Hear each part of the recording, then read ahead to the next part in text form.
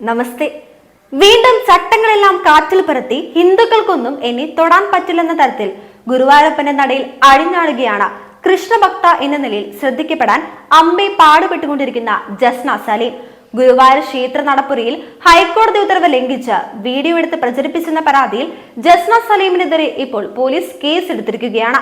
കിഴക്കേ നടയിൽ ബാഗിന്റെ ഭണ്ഡാരത്തിന് മുകളിലുള്ള കൃഷ്ണ വിഗ്രഹത്തിൽ മാല ചാർത്തി വീഡിയോ എടുത്ത് പ്രചരിപ്പിച്ചെന്ന പരാതിയിലാണ് ടെമ്പിൾ പോലീസ് കേസെടുത്തത്. ഗുരുവായൂർ ദേവസ്വത്തിന്റെ പരാതിയിൽ കലാപശ്രമം ഉൾപ്പെടെ ചുമത്തിയാണ് പോലീസ് കേസെടുത്തിരിക്കുന്നത്. സത്യത്തിൽ ഇവിടെ ഭിന്നിപ്പുണ്ടാക്കാൻ തന്നെയല്ലേ ഇവർ ശ്രമിച്ചുകൊണ്ടിരിക്കുന്നത്? അക്കാര്യത്തിലേക്ക് ഞാൻ വരാം. നേരത്തെ ജസ്ന സലീം ക്ഷേത്ര പരിസരത്ത് കേക്ക് മുറിച്ചതും ക്ഷേത്രത്തിലെത്തിയ മറ്റു ഭക്തരുമായി തർക്കത്തിൽ ഏർപ്പെട്ടതും ഏറെ വിവാദമായിരുന്നു. ഈ സംഭവം ഹൈക്കോടതിയിൽ എത്തിയതിനെ തുടർന്ന് ക്ഷേത്ര നടപ്പന്തലിൽ വീഡിയോ ചിത്രീകരണത്തിന് നിയന്ത്രണം ഏർപ്പെടുത്തിയിരുന്നു. കൃഷ്ണഭക്ത എന്ന നിലയിൽ നേരത്തെ വൈറലായിരുന്നു ജസ്ന സലീം. ക്ഷേത്രങ്ങൾ ഭക്തർക്കുള്ള ഇടമാണ്. അവിടെ വെച്ച് ഇത്തരത്തിൽ ചിത്രങ്ങൾ എടുത്ത് സാമൂഹ്യ മാധ്യമങ്ങളിൽ ഉൾപ്പെടെ പ്രചരിപ്പിക്കുന്നത് അംഗീകരിക്കാനാവില്ലെന്നും ഹൈക്കോടതി നിലപാടെടുത്തിരുന്നു. പിന്നാലെയാണ് ജസ്ന കഴിഞ്ഞ മാസം കിഴക്കേ നടയിലെ ദീപസ്തംഭത്തിനടുത്തുള്ള കാണിക്കയ്ക്ക് മുകളിലുള്ള കൃഷ്ണ വിഗ്രഹത്തിൽ മാല ചാർത്തുകയും ഇതിന്റെ ദൃശ്യങ്ങൾ പ്രചരിപ്പിക്കുകയും ചെയ്തത്. ഗുരുവായൂർ ദേവസ്വം ബോർഡ് നൽകിയ പരാതിയിൽ കലാപശ്രമം ഉൾപ്പെടെ ചുമത്തി പോലീസ് കേസെടുക്കുകയായിരുന്നു. പോലീസിന്റെ ഈ നടപടി ഏറെ സ്വാഗതാർഹമാണ്. ഓരോ ഉടായ്പുമായി വരാനുള്ളതല്ല അമ്പലനടയെന്ന് ഇനിയും ഇവളുമാരെ പോലെയുള്ളവർ മനസ്സിലാക്കണം. ഉടായ്പുമായി വന്നാൽ ഇതുപോലെ കിട്ടാനുള്ളത് കിട്ടും എന്ന് ഓർമ്മയുണ്ടാവണം. എനിക്ക് അറിയാൻ പാടില്ലാത്തത് എന്തിനാണ് ഇവർ എല്ലാം നാട്ടിൽ ഒരു വിഷയങ്ങൾ ഉണ്ടാക്കാൻ ഇറങ്ങുന്നതെന്നാണ്.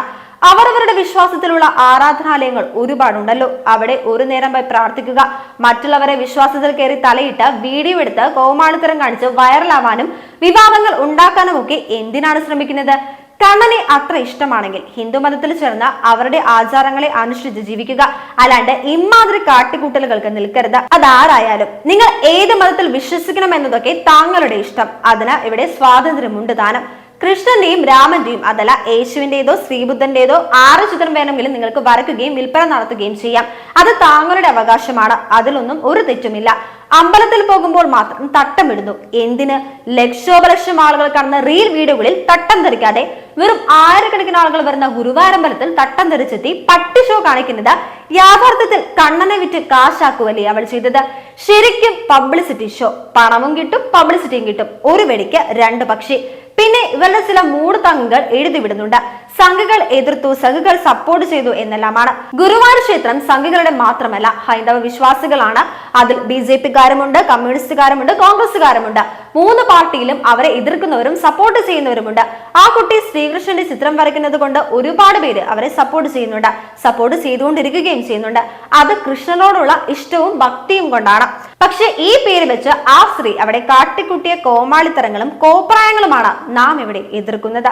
ആ സ്ത്രീയെ സപ്പോർട്ട് ചെയ്യുന്നവരെല്ലാം സംഘികൾ, എതിർക്കുന്നവരെല്ലാം സംഘികൾ എന്ന് പറയുന്ന പ്രബുദ്ധർക്ക് സംഖ്യ എന്നല്ലാതെ മറ്റൊരു വാക്ക് അറിയാത്തത് കൊണ്ടുള്ള കുഴപ്പമാണെന്നേ ഞാൻ പറയൂ.